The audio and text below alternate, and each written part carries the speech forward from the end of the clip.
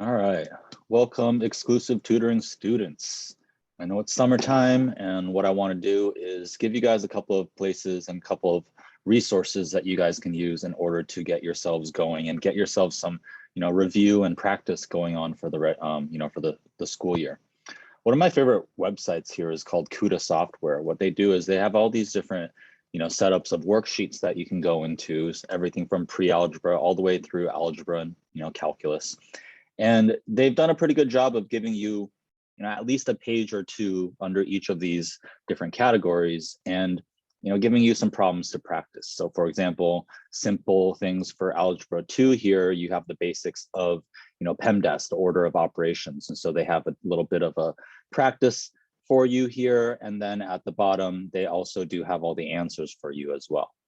Now, what I'd like to assign for you guys, especially if you're trying to get ready for one of these courses, if you're getting ready for geometry, algebra 2, pre-calculus, go into the appropriate category and do your best to click off on each of these. You got to make sure that whatever that they have given you, that you've checked it off, okay?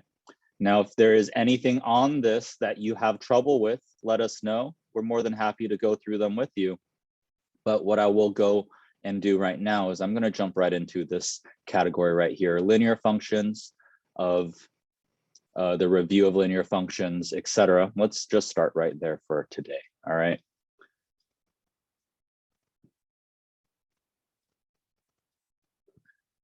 Now, linear functions, before we even go into this, I want to review with you guys what exactly linear functions are, okay? What are the most common ones that we're used to? Well, the first standard form that you're used to is your ax plus by is equal to c, right? This is called a standard form.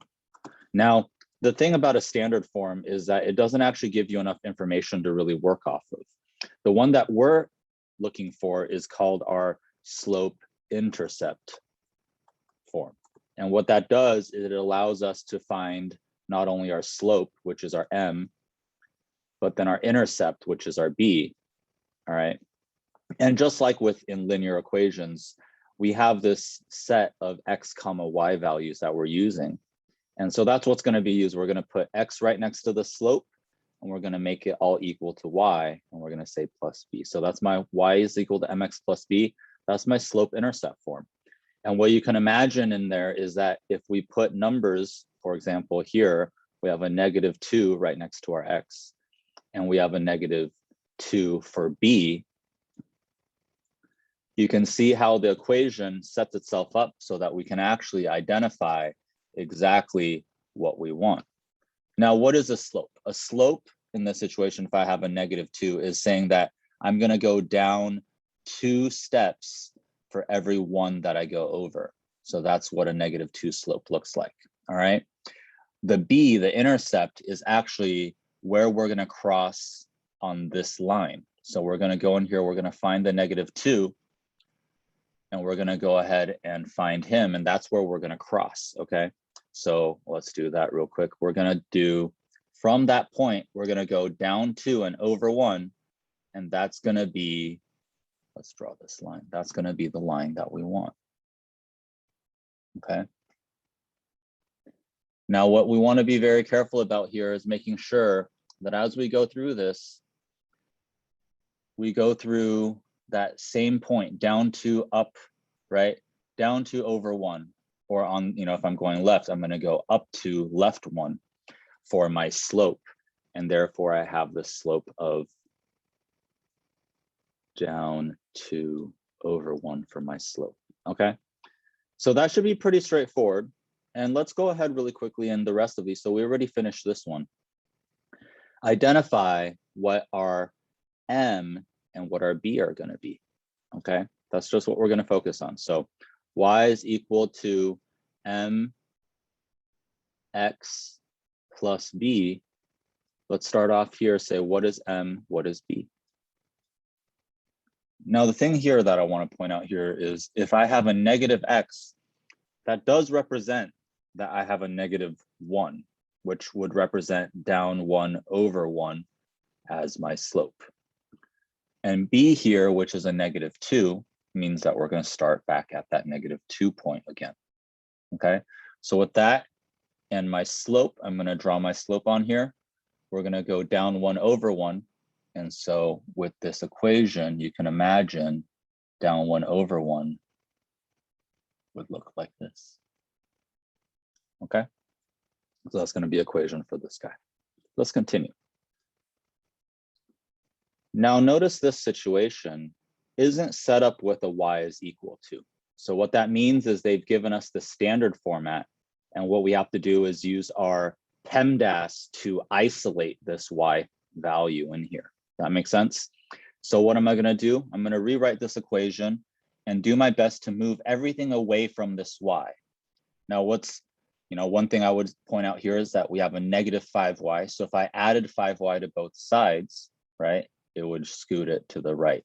So we'd have 2x is equal to 5y, which was added to the right side plus the 5. Okay. Then what I would do to get y by itself is I'd move this 5 over to the other side, right? Subtract 5, and that would give me 2x is equal to 2x minus 5 is equal to 5y. And to final step to get everything isolated for y is divide by 5 on both sides. And as a result, we will have our m, which is 2/5 of x. We will have our minus 1, so minus 5 over 5 is equal to our y. This is now our y is equal to mx plus b. In our y is equal to mx plus b, what we're looking at in here is we're going to have our slope, our m, and our intercept, our b. So what does that mean? We're going to go find b first. We're going to go find this -1 value along this axis. And now here's the hard part, the 2 over 5. What does that mean? We have what's called rise over run, okay? We're going to rise 2, and we're going to go over 1, 2, 3, 4, 5, and that's going to be the slope. So you can imagine that it is a positive slope, meaning as I go to the right side, we're going to be headed upwards, headed up some sort of hill, or money is increasing type of thing. So let's see, up 1, 2 over 5 is right here. So we're going to go through those. We're going to go down 2 and over 5 as well. So that's going to be through that point as well. And that's going to be our equation for this number 3. Okay. Don't want to take too long, so let's just finish up number 4. Here's the interesting one here. I know sometimes we'll get a x is equal to a number or a y is equal to the number, and a lot of kids mess it up by drawing the wrong thing. What I want you to think about here is that x is -1.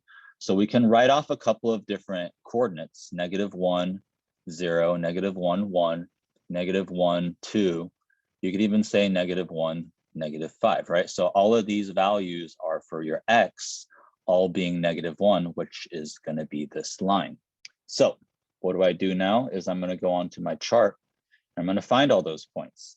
-1, 0, -1, 1, -1, 2, -1, -5. And if you notice, they all fall on the same line. And then I can go ahead and draw that and be confident that that's what that equation equals.